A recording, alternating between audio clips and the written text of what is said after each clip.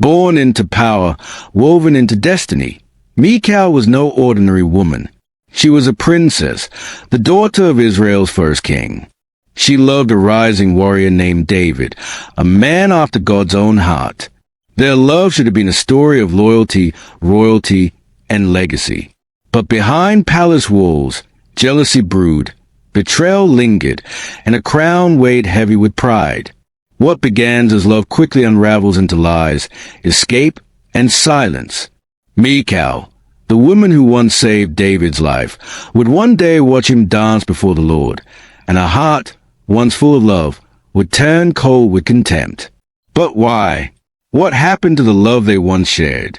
And how did a woman born into greatness become a symbol of sorrow and bitterness? Michal was born in a palace, surrounded by royal robes, servants, and scrolls of prophecy. The daughter of King Saul, Michal lived in Gibeah, the capacity city, where the royal court held sway. King Saul reigned with humility, even hiding on the day of his coronation. But as the years passed, Saul's heart grew restless, prideful, and disobedient. His relationship with God began to crumble, and his spiritual decline trickled down into his household. Imagine Michal, a young girl, watching her father shout at priests, disobey prophets, and wrestle with dark moods. 1 Samuel 16 verse 14 tells us that the Spirit of the Lord departed from Saul, and distressing spirit troubled him. But even in royalty, Michal's life was not shielded from fear, confusion, or chaos, because while Saul wore the crown, his heart slowly slipped from God's hand. Michal grew up not only in privilege but in tension. She witnessed her father's jealousy grow, especially toward one young warrior, David. David had become the hero of Israel. After slaying Goliath, songs echoed through the land.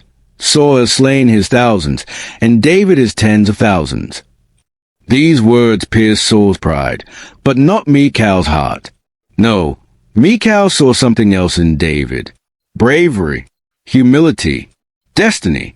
Michal had an older brother, Jonathan, who was brave, wise, and spiritually grounded. He shared a deep covenantal friendship with David. Michal, growing up alongside Jonathan, may have admired his courage and conviction.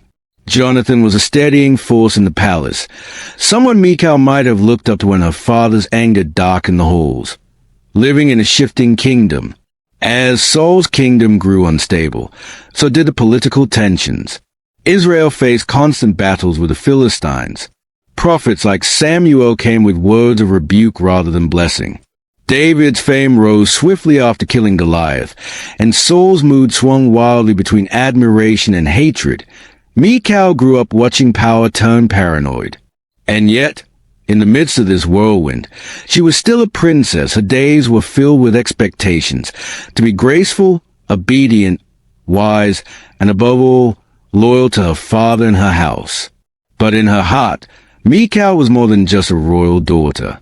She was a young woman capable of deep love. Scripture says clearly in 1 Samuel 18 verse 20, "Now Michal, Saul's daughter, loved David. She loved him with a pure, honest heart." Michal, the daughter of Saul, fell in love with David. She is the only woman in the Bible specifically said to love a man. When Saul heard this, instead of being pleased, he saw it as an opportunity. He plotted to use his daughter's love to bring David down.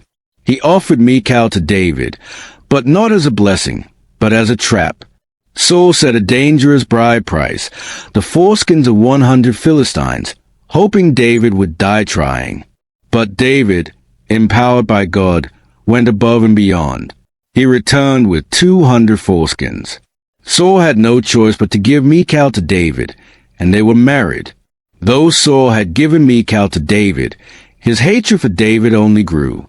One night, Saul sent men to kill David in his home. Michal got wind of the plot. She made a bold decision. She warned David, and she helped him escape through a window. She even used a household idol and goat hair in bed to fake David's presence and buy him time. 1 Samuel 19 verses 11 to 17. That night, Michal became both wife and warrior. She chose David over her own father. But when Saul discovered her deception, he was enraged. Michal's love had cost her dearly. With David now a fugitive, running for his life in the wilderness, Saul struck a cruel blow. He gave Michal to another man, Palti, as a wife. It was Saul's way of wounding David and controlling Michal's future. 4 years, David remained on the run, building a kingdom in waiting. Michal, meanwhile, was forced to live with another man, away from the one she had loved and risked everything to protect. After Saul's death, a power struggle broke out between the house of Saul and David. To unite the kingdom, David negotiated peace with Abner, the commander of Saul's army. But David made a condition. Do not come to see my face unless you bring Michal, Saul's daughter, when you come. David demanded the return of Michal, not just as his wife, but as a symbol of legitimacy to the throne. Michal was still the daughter of Saul. Her presence would strengthen David's claim to be king over all Israel. Saul's son took Michal from Palti and sent her back. But then comes one of the most emotional scenes in the Bible. Palti followed behind Michal, weeping.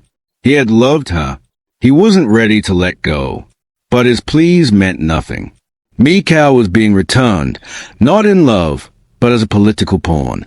And David, the Bible never says he showed her any affection upon her return. Years passed. David grew in stature, in battles, in wives, and in wealth. Then comes a great day. The Ark of the Covenant is being brought to Jerusalem. It is a day of victory and worship. David dances before the Lord with all his might, wearing a linen ephod, clothed humbly, not royally.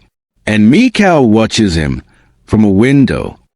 That window becomes a symbol of distance, detachment, and disdain. She sees David not as a worshiper, but as a fool. And when he returns to bless his house, Michal confronts him with sarcasm. How the king of Israel honored himself today, uncovering himself like a vulgar fellow. 2 Samuel 6 verse 20. David replies sharply, "It was before the Lord. I will become even more undignified than this." And Michal, the daughter of Saul, had no child to the day of her death. 2 Samuel 6 verse 23. She becomes the only woman in Scripture directly stated to have died barren. A queen with no legacy. A wife with no intimacy. A life that faded into silence. And she is never mentioned again. And so, Michal's story fades into the shadows of Scripture. Her story is a solemn reminder that position means nothing without purpose. And love, without humility, turns to ashes. Let us not watch from the window like Michal, detached and wounded, missing the dance of God's presence. Instead, may we step into his joy, with hearts open, worship unashamed, and lives that bear fruit, even in pain.